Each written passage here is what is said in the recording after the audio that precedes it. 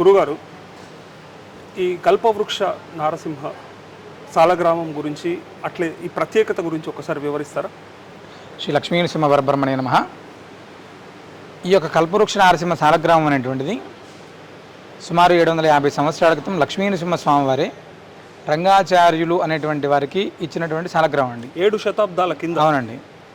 భగవంతుడు సాక్షాత్తు లక్ష్మీ సమేతంగా అత్యంత విశేషమైనటువంటిది ఈ సాలగ్రామం. ఓకే. అంటే ఇక్కడ ఏది ధర్మబద్ధంగా అంటే ఈ భగవంతుడు కూడా చాలా కొద్ది కాలం క్రితమే బయటికి వచ్చి ఇలాగా అందరినీ కూడా అనుగ్రహిస్తున్నాడు.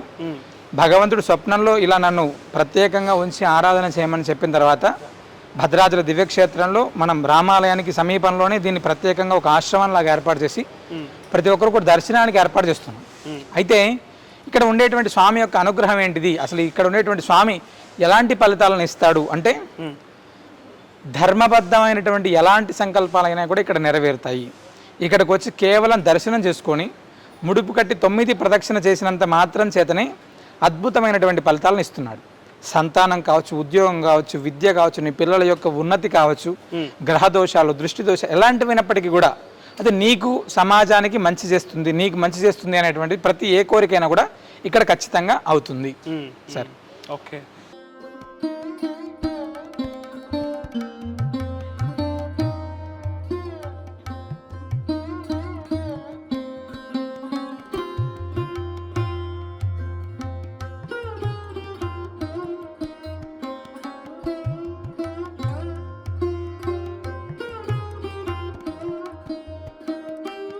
మనం ప్రత్యేకంగా ఇక్కడ ఉండేటువంటి గోమాతలన్నింటినీ కూడా సుమారు ఇక్కడ మన దగ్గర అయితే 18 ఆవులు ఉంటాయండి. బయట సుమారు 70 ఆవులు ఉన్నాయి. 70 అంటే రైతులకు ఇచ్చి ఉన్నాం మనం. 70 ఆవులు కూడా ఇక్కడ 18 ఆవులని మన దగ్గర ఉంచుకొని మిగతా అన్ని ఆవులని కూడా మన రైతులకు పంపించాము. ఓకే. ఇటు పోషణ పాలన అంటే భక్తుల యొక్క సహకారమే ఒకటి ఫస్ట్.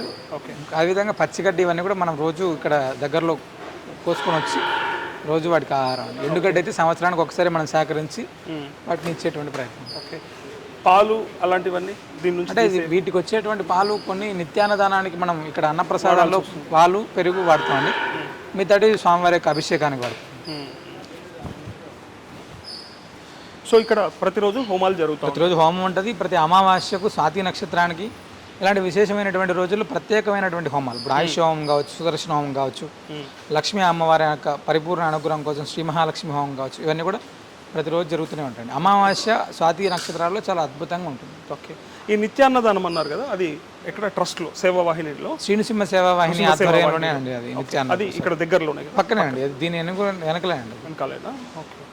ఈ ఆంజనేయ స్వామి వారు ఈ ఆశ్రమం మేము కట్టే సమయంలో ఇక్కడ తీసుకొని వచ్చినటువంటి రాళ్ళలో ఈయన కూడా ఒకరు.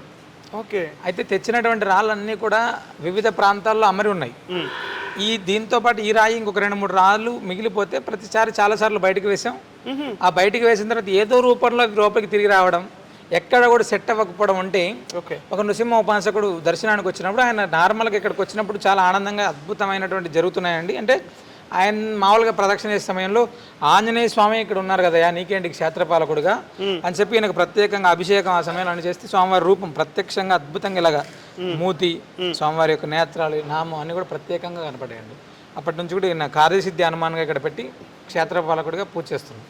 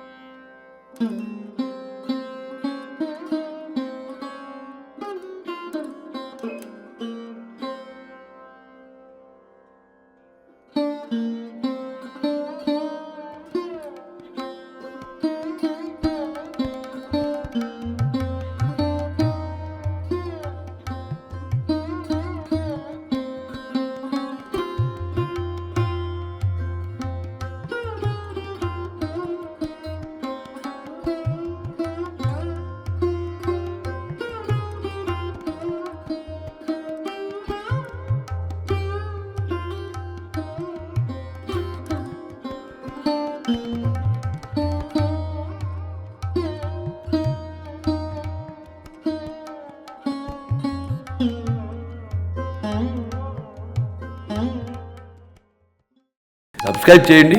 subscribe to Please do subscribe to Please like, share and subscribe to top Telugu TV. Top Telugu TV. Top Telugu TV. Top Telugu TV.